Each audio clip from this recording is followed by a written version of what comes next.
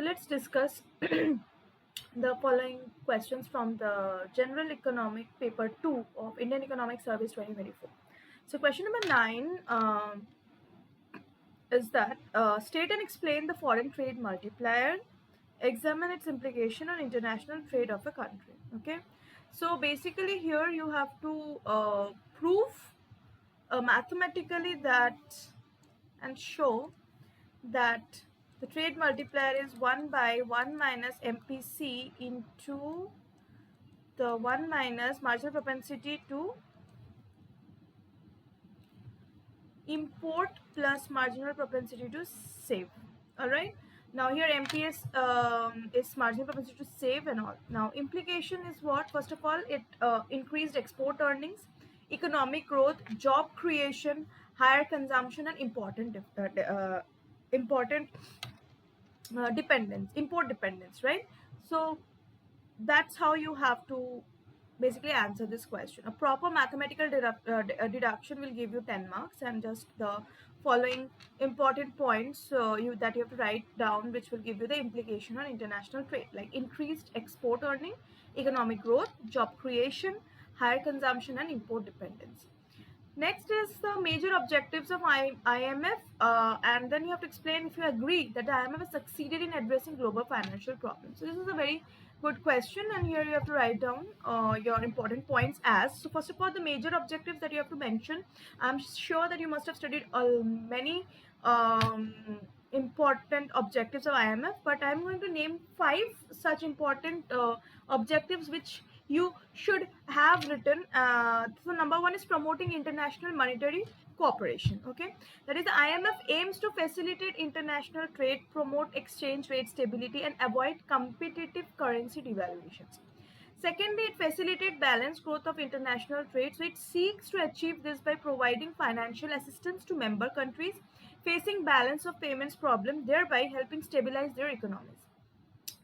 Third, lending to countries in need. Yes, so the IMF provides loan and financial support to member countries experiencing what? Financial difficulties. So helping them to implement economic reforms and stabilize their economies. Then there is promoting exchange rate stability. That means what? The IMF monitors exchange rates and provides policy advice to member countries to help them maintain stable exchange rate policies.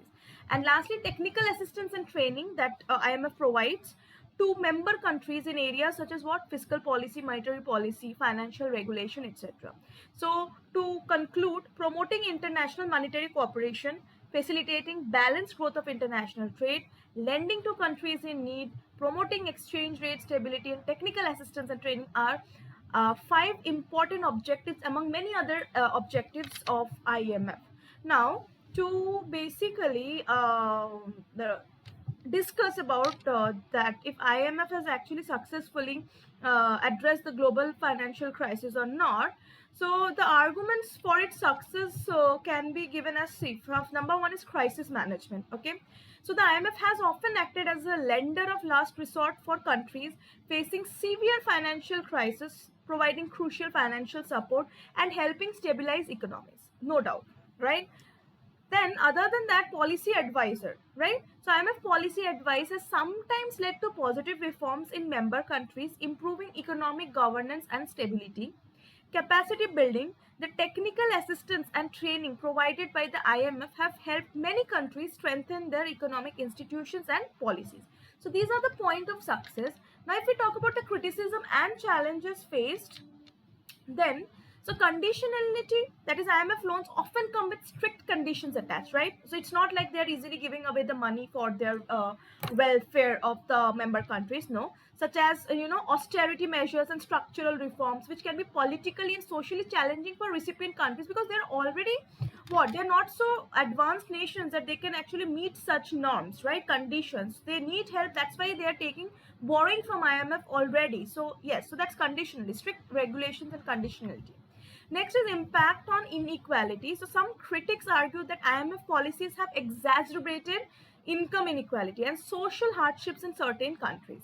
governance issues are there, okay, in the functioning of IMF. Like the governance structure of the IMF have been criticized for not adequately representing the interest of developing countries and for being dominated by interest of major economic powers, right? So what the institution is mainly for helping the developing countries, less developing countries, but the governance structure is such that it is helping and is dominated by the interest of the major economic powers and not the welfare of actually the developing countries who are in need of the funds, right?